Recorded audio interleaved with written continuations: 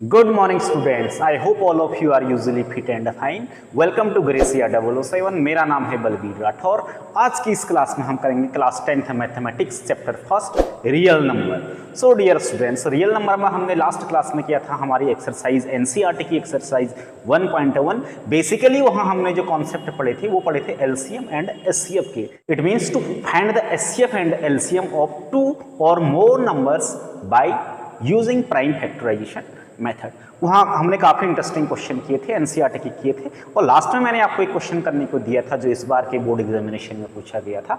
I hope वो question भी आपने कर लिया होगा। सो अगर आपने वो क्लास नहीं देखी तो एट फर्स्ट उस क्लास का लिंक मैं इस वीडियो के डिस्क्रिप्शन में दे दूंगा। सबसे पहले इस क्लास को पढ़ने से पहले, आज की क्लास को स्टार्ट करने से पहले आपको वो क्लास पढ़नी बहुत जरूरी है, बिकॉज वहाँ से आपके एग्जामिनेशन के लिए 2 मार्क्स सिक्योर हो गए हैं। और आज की जो क्लास है, आज मैं आपको सिर्फ 3 क्वेश्चन बताऊंगा और इन 3 क्वेश्चन में से आपको एक क्वेश्चन आपके एग्जाम में डेफिनेटली आ जाएगा। 101% आएगा, इसकी गारंटी मैं देता हूं, और 3 मार्क्स में आएगा। तो 2 मार्क्स हमारे एक्सरसाइज 1.1 से सिक्योर हो गए और 3 मार्क्स आज की इस क्लास से आपके सिक्योर हो जाएंगे अगर आप इन क्वेश्चन की प्रैक्टिस करते हैं तो।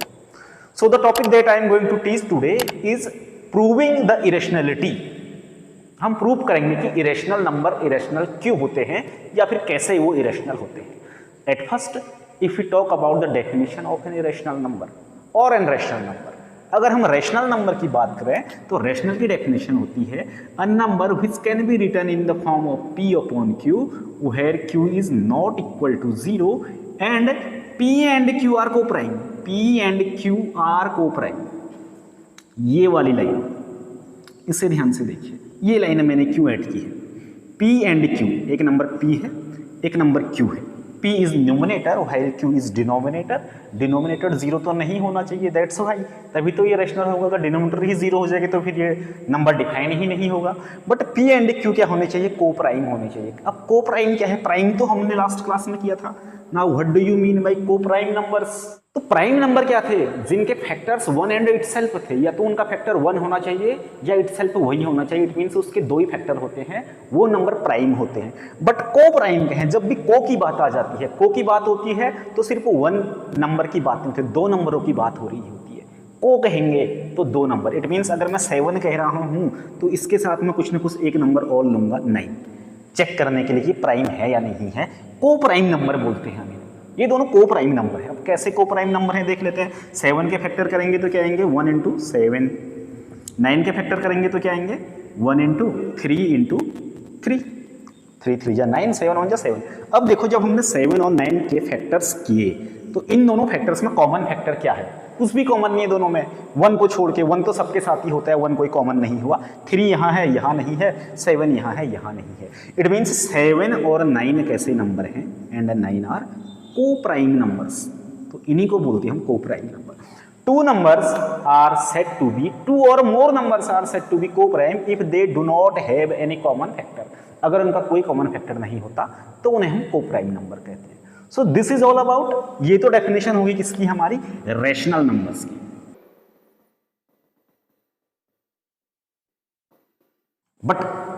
बट हम पढ़ने वाले हैं इरेशनल नंबर। अब इरेशनल क्या होते हैं? इरेशनल की डेफिनेशन देख लेते हैं या इसके कुछ कैरेक्टरिस्टिक देख लेते हैं।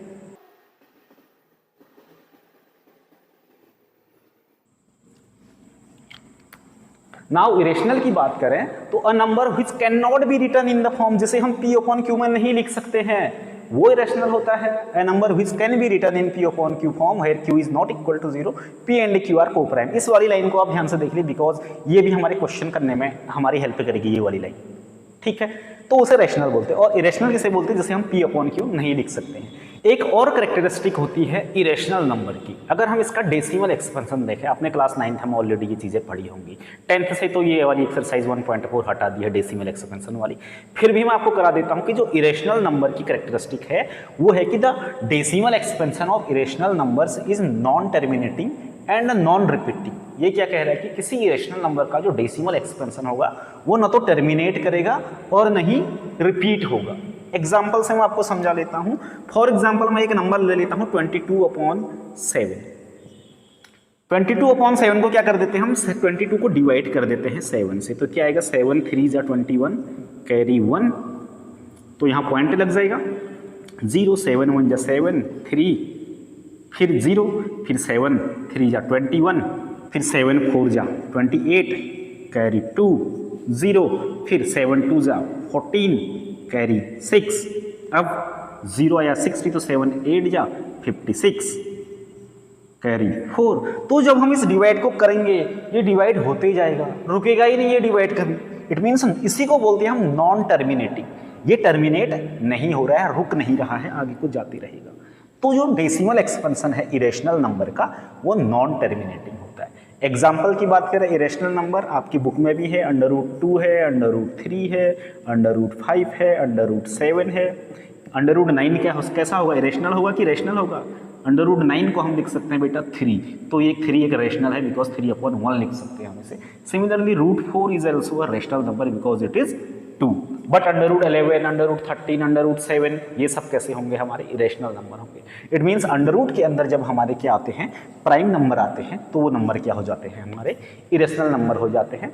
और इनका डेसिमल एक्सपेंशन नॉन टर्मिनेटिंग होता है, नॉन रिपीटिंग होता है। नॉन टर्मिनेटिंग मीन्स रुकेगा नहीं, जाते रहेगा इनफाइनाइट तक, और नॉन रिपीटिंग मीन्स रिपीट भी नहीं होगा। जैसे हमारा क्या होता था 0.6666 ऐसा होता था, हम क्लास 9th में इसे पढ़ते थे, तो इसे क्या लिख देते थे हम वहाँ 0.6 बार कर देते थे, 6 बार आ रहा है, फिर इसे हम P/Q में भी लिखते थे वहाँ। अगर आपको याद है क्लास 9th में आपने ये express 0.6 bar in the form of P/Q, ये क्वेश्चन डेफिनेटली आपने क्लास 9th में किया होगा।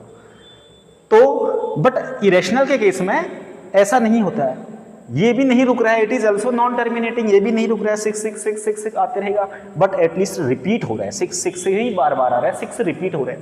बट इरेशनल के केस में क्या होता है, ना तो टर्मिनेट होगा और नहीं रिपीट होगा। सो डियर स्टूडेंट्स, ये कुछ बेसिक कॉन्सेप्ट हैं जो हमें एक्सरसाइज चैप्टर शुरू करने से पहले आने चाहिए।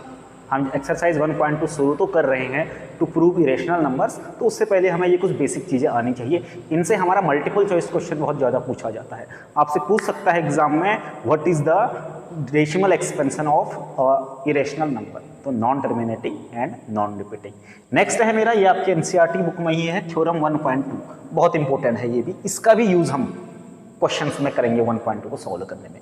क्या है थ्योरम, देखो if p is a prime number, p हमारे पास कोई सा भी एक प्राइम नंबर है, if p divides a square, अगर p a स्क्वायर को क्या करता है, डिवाइड करता है, then p divides a also, तो उस केस में p a को भी डिवाइड करता है, where a is any positive integer, जहां a कोई भी पॉजिटिव इंटीजर है।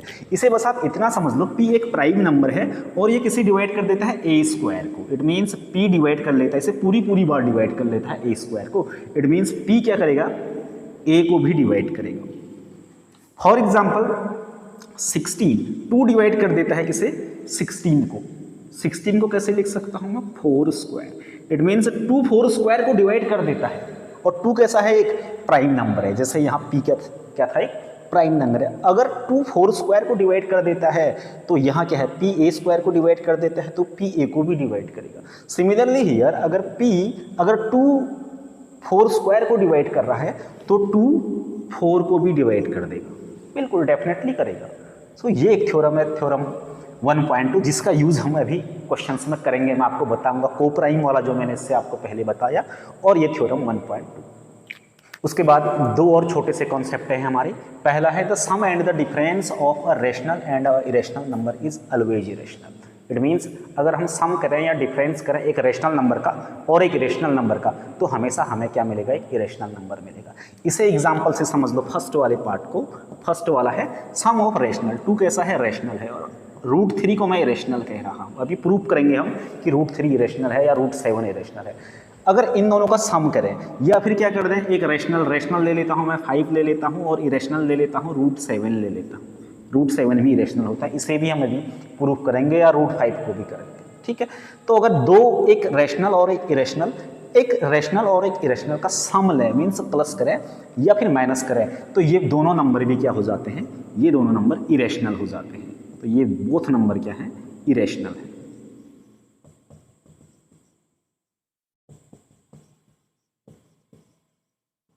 तो इतना समझ आ गया आपको, sum and the difference of a rational and irrational is always irrational.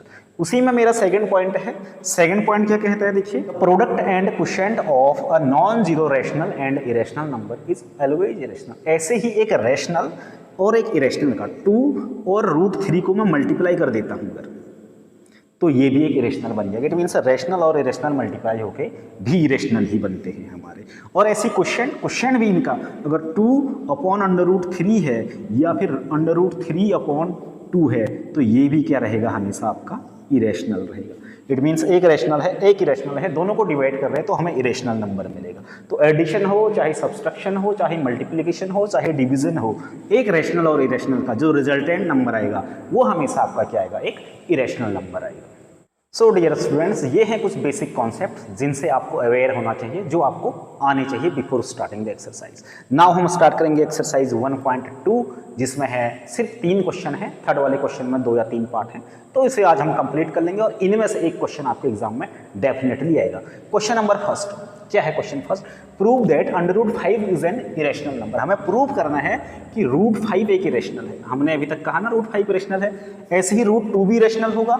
आपसे अगर कहे कि एग्जाम में √2 को इरेशनल प्रूव करो या √3 को इरेशनल करो या √7 को इरेशनल करो, मेथड सेम यही रहेगी। एग्जाम में ये 3 भी आ सकते हैं या ये भी आ सकता है, इट डजंट मैटर। मैं ऐसे करा रहा हूँ, इसे भी करोगे तो आप सिर्फ सेम ऐसे ही करोगे, बस 5 की जगह यहाँ 2 हो जाएगा, यहाँ 3 हो जाएगा, यहाँ 7 हो जाएगा।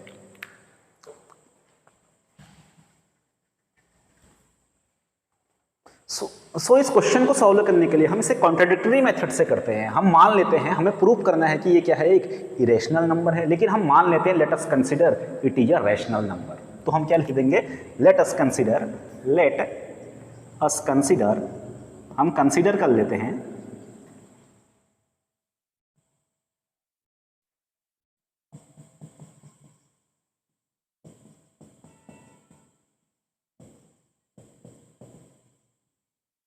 हमने कंसीडर कर लिया, let us consider √5 is a rational number. हमने कंसीडर कर लिया कि ये रैशनल है, लेकिन हमें लास्ट में पता चलेगा कि नहीं, ये रैशनल नहीं है। कैसे पता चलेगा, देखो, अगर रैशनल है तो क्या कर सकता हूँ मैं, √5 को क्या लिख सकता हूँ, P/Q लिख सकता हूँ, जहाँ Q क्या है, नॉट इक्वल टू 0 है, not equal to 0, Q is not equal to 0 and P and Q are को प्राइम है। P और Q कैसे हैं, को प्राइम है। इट मीन्स इनमें कोई भी कॉमन फैक्टर नहीं है। या फिर हम इसे ऐसे भी कह सकते हैं, SCF क्या आएगा, को प्राइम नंबर का SCF हमेशा क्या आता है, SCF of P, Q that is equal to 1। Coprime number में कुछ भी कॉमन फैक्टर नहीं होता है, और जिनका कॉमन फैक्टर नहीं होता है उनका 1 होता है। 1 सबका होता है, 1 सबके फैक्टर में होता है, तो ये 1 सबका कॉमन फैक्टर है। बहुत अच्छी बात है, 1 सबका है भाई। ओके, ऐसा है तो मैं क्रॉस मल्टीप्लाई कर देता हूँ, तो √5Q इधर आ जाएगा इज इक्वल टू P हो जाएगा। नाउ मैं स्क्वायर कर देता हूँ दोनों साइड का, स्क्वायरिंग बोथ साइड। ये एक मेथड है करने की। मैं क्यों ये कर रहा हूँ सर, क्यों इसे इस साइड भेज रहा हूँ, क्यों मैं स्क्वायर कर रहा हूँ, अगर आप ये पूछ रहे हैं, so this is the working rule. हमने कंसिडर कर लिया कि रैशनल है, लेकिन लास्ट में हमें पता चलेगा कि इरेशनल है, उसके लिए ये एक वर्किंग रूल है। ठीक, it is a process of steps. Square कर देते हैं तो क्या आ जाएगा, √5Q स्क्वायर और यहाँ आ जाएगा P स्क्वायर। अब देखो √5 का स्क्वायर करेंगे तो 5 आ जाएगा, यहाँ आ जाएगा Q square that is equal to P square. या मैं यहाँ से Q square is equal to P square upon 5 लिख देता हूँ। ये 5 यहाँ मल्टीप्लाई में था, यहाँ आके ये डिवाइड में आ गया। अब देखो मैंने आपको थ्योरम 1.2 बताई, ये देखो 5 डिवाइड्स P स्क्वायर। 5 क्या कर रहा है, P स्क्वायर को डिवाइड कर रहा है यहाँ। ठीक है, 5 डिवाइड्स P स्क्वायर। तो अगर 5 P स्क्वायर को डिवाइड करता है तो थ्योरम 1.2 में मैंने आपको स्टार्टिंग में बताया, तो 5 P को भी डिवाइड करेगा। Yes, 5 divides P also। तो 5 क्या करेगा, P को भी डिवाइड करेगा। 5 P स्क्वायर को डिवाइड कर रहा है तो 5 डिवाइड्स P also, 5 P को भी डिवाइड करेगा। तो इट मीन्स 5 क्या है, P का एक फैक्टर होना चाहिए। तो मैं P को क्या लिख सकता हूँ, 5 इंटू समथिंग, 5 इंटू मैंने R लिख दिया। चलिए, P किस टाइप का होना चाहिए, 5 इंटू R, बिकॉज P 5 को डिवाइड कर रहा है। तो इसको मैं यहाँ एक सब्स्टिट्यूट कर देता हूँ इक्वेशन फर्स्ट में, इसे मैं इक्वेशन फर्स्ट कह देता हूँ। फ्रॉम फर्स्ट क्या आ जाएगा, 5Q square, 5 Q square that is equal to P square, P की जगह रख सकता हूँ 5r, 5r स्क्वायर, तो क्या आ जाएगा 5q square that is equal to 25r square, 25 cancel हो जाएगा 5 से 5 time, it means q square is equal to 5r square, या मैं क्या लिख सकता हूँ q square upon 5 is equal r square. ये 5 यहाँ से इस साइड आ गया, यहाँ मल्टीप्लाई में था, यहाँ डिवाइड आ गया, फिर से यहाँ वही बात आ गई, 5 डिवाइड्स q स्क्वायर, तो 5 divides q also, here 5 divides q square, तो 5 डिवाइड्स q ऑल्सो। देखो 5 किस किस को डिवाइड कर रहा है, 5 डिवाइड्स q, और यहाँ 5 डिवाइड्स 5 q को भी डिवाइड कर देता है, 5 p को भी डिवाइड कर देता है। It means 5 is a factor of p and 5 is a factor of q, क्योंकि दोनों को डिवाइड कर रहा है इसलिए फैक्टर है दोनों का। इट मीन्स p और q का फैक्टर क्या है 5 है। It means p and q has a common factor as 5, तो p और q का कॉमन फैक्टर क्या आना चाहिए 5 आना चाहिए। Hence p and q has common factor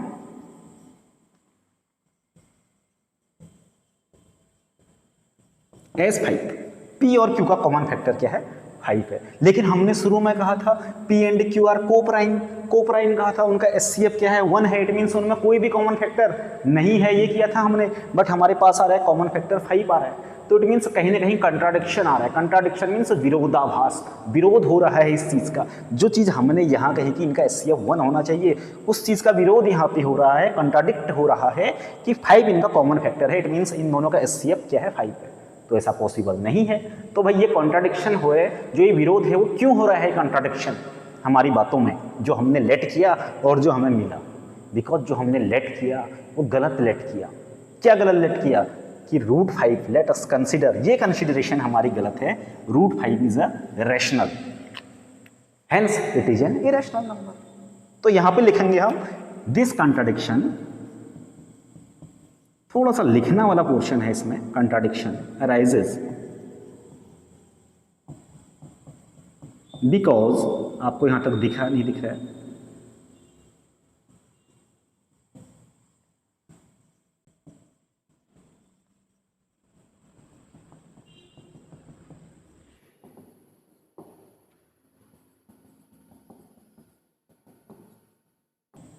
This contradiction arises because of our wrong assumption that √5 is rational. ये contradiction इसलिए आया क्योंकि हमने जो assumption की, assume किया, consider किया, वो गलत किया। तो hence लास्ट में लिख देंगे hence √5 is irrational. Hence √5 is an irrational number.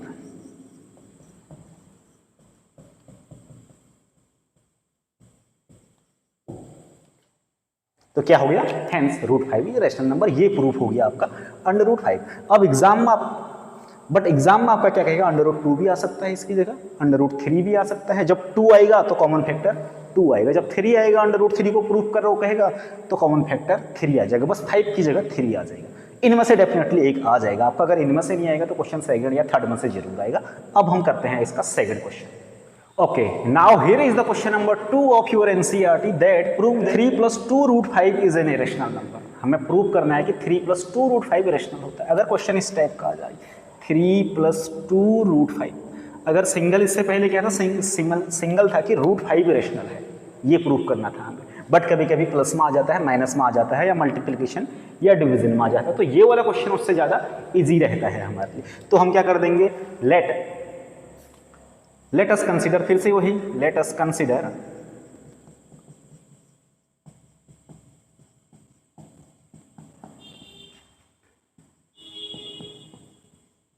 हमने फिर से वही कंसिडरेशन कर दी। हमने मान लिया कि 3 + 2 √5 कैसा है, एक रैशनल नंबर है, let us consider it is rational.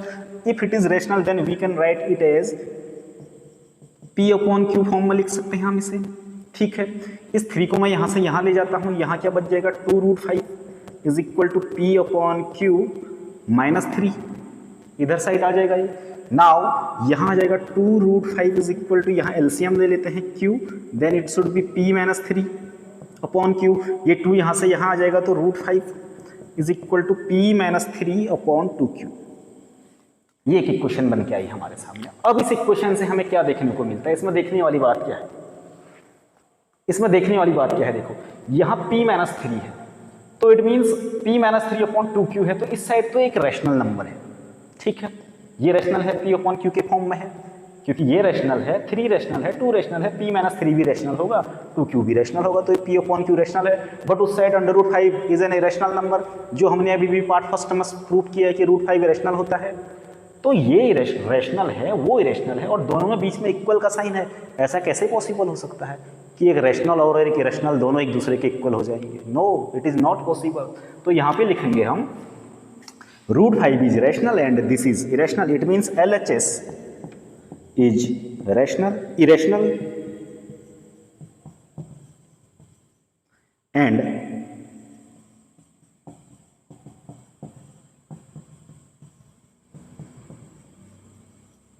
LHS is irrational and RHS is rational. तो rational cannot equal to irrational.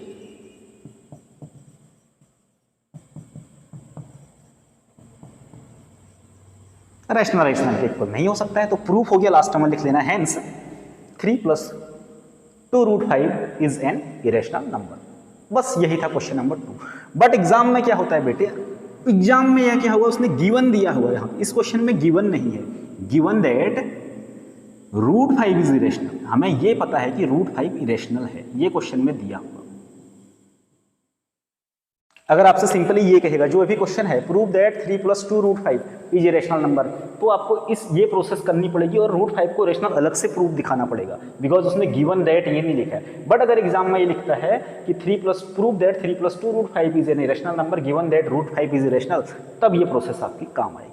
कुछ बच्चे कभी करते हैं इसमें कि मैंने यहाँ तक किया और मुझे पूरे मार्क्स नहीं मिले, कभी टीचर मार्क्स रिड्यूस कर देता है, तो उस केस में आपको √5 अलग से प्रूव करना पड़ेगा। बट अगर गिवन दिया है तो उस केस में आपको √5 रेशनल अलग से प्रूव नहीं करना पड़ेगा। So this is all about question number 7। Now question number 3 का फर्स्ट पार्ट, 3 पार्ट है इसमें। प्रूव दैट 1/√2, हमें कैसे प्रूव करना है, 1/√2 को रेशनल करना है। तो हम क्या कर लेंगे, late us consider 1/√2 is rational. Rational है तो 1/√2 को क्या लिख सकते हैं हम, अगेन वही प्रोसेस है, इसमें भी सेम वही है, कोई ज़्यादा डिफरेंस नहीं है। 1/√2 को हम p/q लिख सकते हैं, where q is not equal to 0 आप लिख सकते हो ब्रैकेट में, और ये दोनों को प्राइम है, ये भी लिख सकते हैं। अब देखो क्रॉस मल्टीप्लाई कर देता हूँ, ये इस साइड आ जाएगा q और ये √2 इधर चला जाएगा। नाउ यहाँ भी सेम वही केस लग जाएगा, ये रेशनल है, इस साइड ये इरेशनल है, तो रेशनल और इरेशनल दोनों एक दूसरे के इक्वल नहीं हो सकते हैं। मैंने आपको बताया था p जब एक इरेशनल नंबर और इरेशनल नंबर मल्टीप्लाई होते हैं तो इरेशनल हो जाता है, इसलिए RHS कैसा है आपका, इरेशनल है। Irrational can not be equal to rational, hence it is also a irrational number. ये प्रूफ हो जाएगा 1/√2। इस मेथड से आप इसे प्रूफ कर सकते हैं। नाउ इसी का सेकेंड पार्ट है 7/5।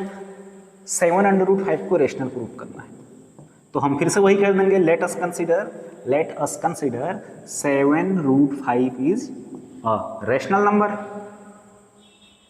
तो क्या हो जाएगा, रेशनल हो जाएगा। तो यहाँ हम 7√5 को p/q लिख सकते हैं, ये 7 यहाँ से इधर आ जाएगा, तो √5 इज इक्वल टू p/7q हो जाएगा। 7 मल्टीप्लाई में था, यहाँ आके डिवाइड हो जाएगा, तो p/7q बन जाएगा। नाउ RHS क्या है आपका, एक RHS इज रेशनल, p/q के फॉर्म में रेशनल है, बट √5 इरेशनल है। फर्स्ट पार्ट में हमने प्रूव किया है। तो एक रेशनल और एक इरेशनल दोनों कभी एक दूसरे के इक्वल नहीं हो सकते हैं, तो hence it is 7√5 is also an irrational number. इसी का लास्ट पार्ट है, इसे भी बिल्कुल इसी मेथड से कर लेंगे, बहुत सिंपल है। चलिए इसे भी कर लेते हैं।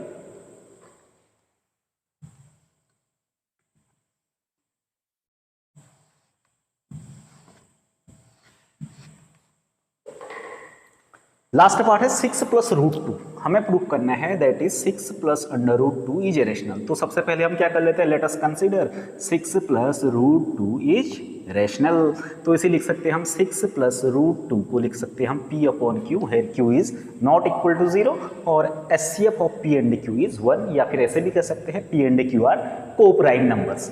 ठीक है, यहाँ से 6 उस साइड आ जाएगा, तो √2 is equal to p/q, minus आ जाएगा, 6 यहाँ पॉजिटिव था, नेगेटिव हो जाएगा। यहाँ √2 हो जाएगा, एलसीएम ले लेंगे तो q आ जाएगा, यहाँ आ जाएगा p-6q। अगेन यहाँ भी फिर से वही कंडीशन बनती है, RHS is rational, p minus 6q upon q एक रेशनल नंबर है, बट √2 कैसा है, इरेशनल है। जैसे √5 इरेशनल होता है, ऐसे ही √2 भी इरेशनल नंबर है। Hence rational cannot be is equal to irrational, that's why 6 plus √2 is an irrational number. So dear students, बस यही है 1.2, only 3 क्वेश्चन। इसमें से भी एक क्वेश्चन डेफिनेटली आपके एग्जाम में आएगा 101%। कुछ एग्जाम्पल्स होंगे एनसीईआरटी में, फॉर एग्जाम्पल वहाँ एग्जाम्पल में है √2 को इरेशनल प्रूफ करो, तो आप इसकी प्रैक्टिस कर सकते हैं। करेंगे कैसे, सेम वैसे ही जैसे मैंने फर्स्ट क्वेश्चन बताया, √5 को इरेशनल करो। आप 2-3 बार इस क्वेश्चन को करोगे तो डेफिनेटली आपको एक क्वेश्चन आ जाएगा। बहुत ईजी क्वेश्चन है, बस इसका मेथड थोड़ा सा लिखने का तरीका आपको ये चीज़ें आनी चाहिए। कंसिडरेशन से लेके कॉन्ट्राडिक्शन तक का पार्ट आपको पूरा करना होता है, तब जाके आपको 3 मार्क्स एग्जामिनर रिवॉर्ड करेगा।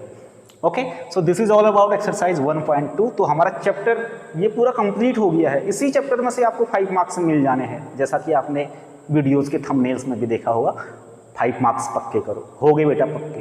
एक्सरसाइज 1.1 कर लो मेरी जो कराई हुई है, 1.2 कर लो। अगली क्लास में कराऊंगा most important questions of R D. Sharma and R S. Agarwal और प्रीवियस ईयर क्वेश्चंस जो आज तक पिछले 5 सालों में या 10 सालों में जो मुझे सबसे ज़्यादा इंपॉर्टेंट क्वेश्चंस लगे, जो पूछे गए, वो मैं आपको नेक्स्ट क्लास में कराऊंगा। इस चैप्टर का पूरा निचोड़ निकल जाएगा। इतना करेंगे काफ़ी है। उसके बाद आप सैम्पल पेपर्स या प्रैक्टिस सेट भी कर सकते हैं फॉर बेटर रिजल्ट। तो 5 मार्क्स आपके चैप्टर फर्स्ट से क्लियर हो गए। अगले बार इसके बाद हम करेंगे इसका चैप्टर नंबर 2 पॉलिनोमियल, बट उससे पहले एक क्लास हमारी होगी जिसमें हम मोस्ट इंपोर्टेंट क्वेश्चंस या मोस्ट रिपीटेड क्वेश्चंस इन्हें कह सकते हैं। इंपोर्टेंट तो सब कुछ इंपोर्टेंट है। जो मैंने आपको कॉन्सेप्ट जो मैं चैप्टर से पहले बता रहा हूँ वो ज़्यादा इंपॉर्टेंट है, उनसे भी कभी कभी 1 मार्क्स का क्वेश्चन आपके लिए बन जाता है। So dear students, that's all for today class. Thanks for watching, take care, good bye.